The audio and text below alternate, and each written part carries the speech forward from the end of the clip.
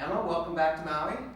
Thanks for having me, Trey. You're very welcome. How many times have you been racing Maui now? Can you remember? I've raced it since 2006 and then missed 1 year being pregnant. So I think that's about 7 times. Does that sound about right? Now, I knew you before you were an athlete. Well, you were an athlete all the time. You were a skier and everything else in college. Yeah. But you were a journalist taking photos of the XTERRA USA Championship in Lake Tahoe. Was that really the first time you were exposed to XTERRA, and do you remember what year that was? That was 2005. I had heard about it before because I lived in Reno, and it was kind of like, I remember I was in college and it was kind of a big deal getting the race there. But yeah, first time seeing it in person and shooting the event was really inspiring, and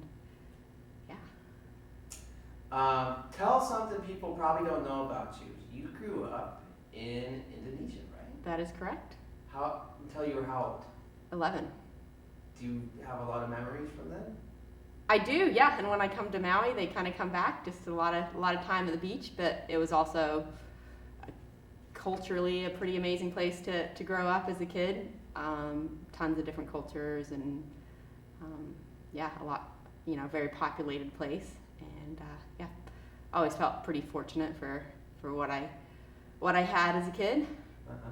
Do you remember any sayings or cultural aspects to being a kid in Indonesia? I mean, what was it like? Were you in an American community in Indonesia, or? There was a big, we went to an international school, so there was a ton of different,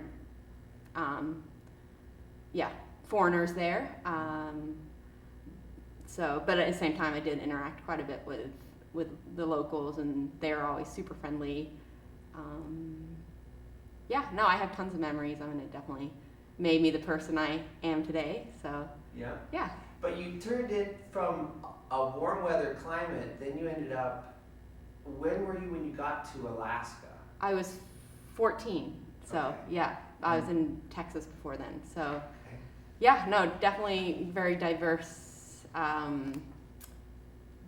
climates. I'm kind of used to the snow now, but every time you come here, it's hard to believe that you do put up with the snow all winter. Right. But I like the seasons. The seasons are definitely really nice to look forward to each one. Sure. And then in your high school years, that's when you got into cross-country skiing, right? Skiing, yeah. I played team sports too, tennis, running, or tennis, soccer, running. That's when I started cross-country skiing. And did that cross-country skiing get you a scholarship to University of Nevada, Reno, or did you walk onto the program there? Or? It's got me a little bit, and then I got basically a full ride through running, cross-country running.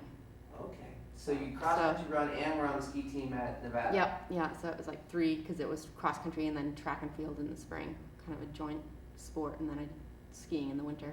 And where were you as an athlete when you stumbled across XTERRA as a photography assignment for the Banana? Yeah. Where were you? Were you going to be just recreational? Did you I'd pretty much, quote unquote, I was done with college, and I think it was pretty hard just dealing with everything in college and figuring out what you're doing after college, and I wasn't competing at all at that point, although I had done a few road tries just to kind of stay in shape, stuff like that. So I was fairly out of shape from an athlete point of view at that point when I stumbled upon XTERRA.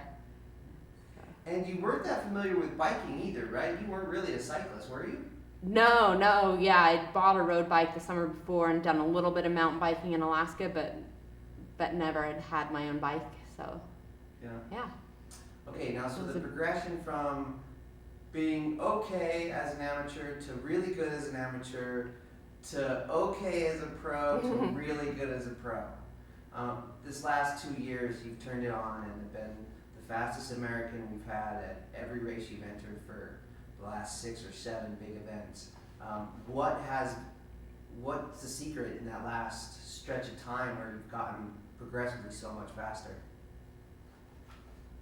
I don't know if there's any secret, just persistence and keeping at it, really. I feel lucky that I've had a good patch with, knock on wood, no injuries, and just feeling pretty healthy, stuff like that. Just this season you know, I've got sick and stuff between races, but it feels good to come into every race feeling pretty healthy and